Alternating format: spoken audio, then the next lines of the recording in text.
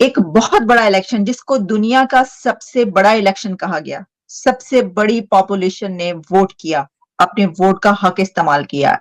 India के elections पूरी lesson है कि जो इंडिया की इकोनॉमी है that is growing at 7.8% from this January to March, ये जो पिछला क्वार्टर गुजरा है। And the important thing is कि इलेक्शंस हो रहे हैं, इलेक्शन सीजन है, they are going through the middle of the election. दुनिया में इसके ऊपर डिबेट होती रही, अभी भी हो रही है। इस वक्त इंडिया का इलेक्शन अपने 7th फेज को कंप्लीट कर रहा है या कर चुका है। जो इंटरनेशनल फाइनेंशियल इंस्टीट्यूशंस हैं वो कह रहे हैं कि जो परफॉर्मेंस है दैट इज बीटिंग एक्सपेक्टेशंस, मतलब परफॉर्मेंस हाई है, एक्सपेक्टेशंस लो थी, मींस के एक्सपेक्ट कम कर रहे थे लेकिन परफॉर्म ज्यादा किया उन्होंने। हेलो दोस्तों, जय हिंद। एनडीए पर आप सभी का स्वागत है। दोस्तों हाल ही में इंडिया में चुनाव चल रहा है और 7 फेज का मतदान भी खत्म हो चुका है। दुनिया का सबसे लार्जेस्ट लोकतंत्र भारत में है। अब तक चुनाव में टोटल खर्च $14 बिलियन बता रहा है और पाकिस्तान मीडिया भी बोल रहे हैं कि भारत में चुनाव होने के बावजूद भी भारत का इकोनॉमी ग्रोथ 7.8% है। यह काबिल तारीफ की बात है। दोस्तों आइए देखते हैं इसी पाकिस्तानी मीडिया का रिएक्शन। एक बहुत बड़ा इलेक्शन जिसको दुनिया का सबसे बड़ा इलेक्शन कहा गया, सबसे बड़ी पॉपुलेशन ने वोट किया, अपने वोट का हक इस्तेमाल किया। इंडिया के इलेक्शंस पूरी दुनिया में इसके ऊपर डिबेट होती रही, अभी भी हो रही है। इस वक्त इंडिया का इलेक्शन अपने 7th फेज को कंप्लीट कर रहा है या कर चुका है। हमने देखा कि बड़े ही जबरदस्त तरीके से ये एक सेलिब्रेशन के तौर पर हमें नजर आई।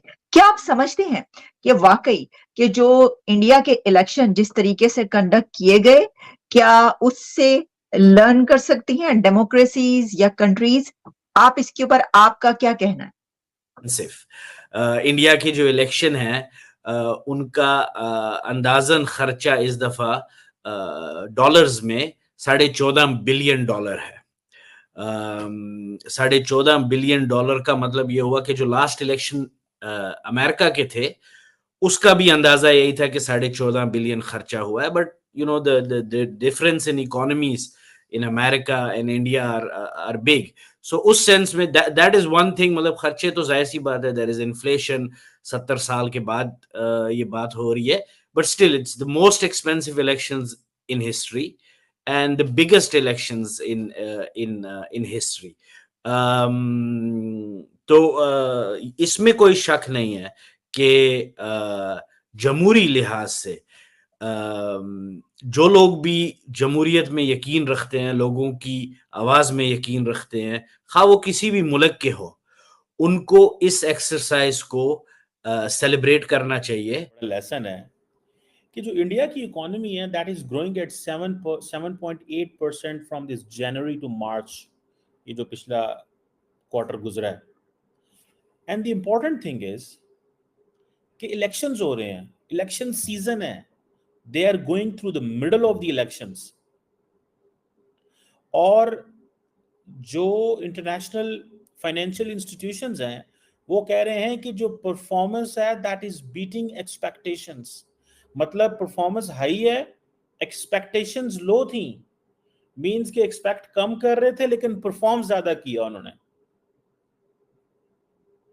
ये है वो चीज जो मैं समझता हूं कि पाकिस्तान की होनी चाहिए। हमारी एक्सपेक्टेशन बहुत ज्यादा है, परफॉर्मेंस जीरो।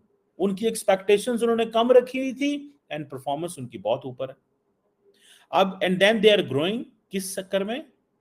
अब वो ग्रो कर रहे हैं in the middle of the elections. पूरी दुनिया के आप इलेक्शंस उठा के देख लें, इलेक्शंस के बीच में कभी ऐसे नहीं होता। इलेक्शंस के बीच में हमेशा एक अनसर्टन एनवायरनमेंट होता है। पॉलिटिकल पार्टीज एक बात कर रही हैं, गवर्नमेंट एक बात कर रही है, ऑपोजिशन एक कर रही है, टेम्परेचर उठा हुआ है, मतलब and you are a developing country, you are not a developed country. अब हुआ क्या है कि जीडीपी ग्रोथ रेट जो थी दैट वाज प्रेडिक्टेड 6.7%।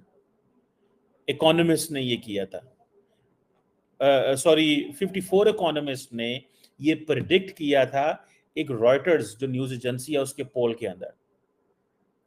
एंड मजे की बात यह है कि लेकिन इकोनॉमी 8.4 तक चली गई। सो ये जो लेटेस्ट फिगर्स आ रही हैं कि जो इंडिया की ग्रॉस डोमेस्टिक प्रोडक्ट है वो तकरीबन पिछले फिस्कल ईयर में 8.2 पे गई है, 7% से।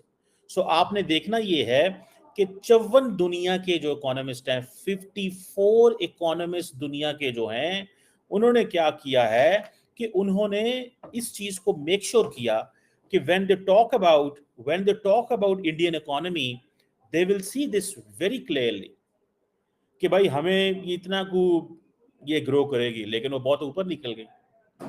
अब क्वेश्चन ये है कि जो जिसे वो कहते हैं ना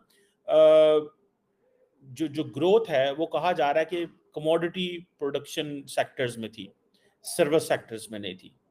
इसका मतलब ये है कि जो प्रोडक्शन है that has come back in India. Earlier India को ये बड़ा एडवांटेज है कि इंडिया का सर्विस सेक्टर बड़ा तगड़ा है, और ये जो डोमेस्टिक कंजम्पशन है और जो एक्सटर्नल डिमांड्स है, ठीक है, ये बहुत हाई है।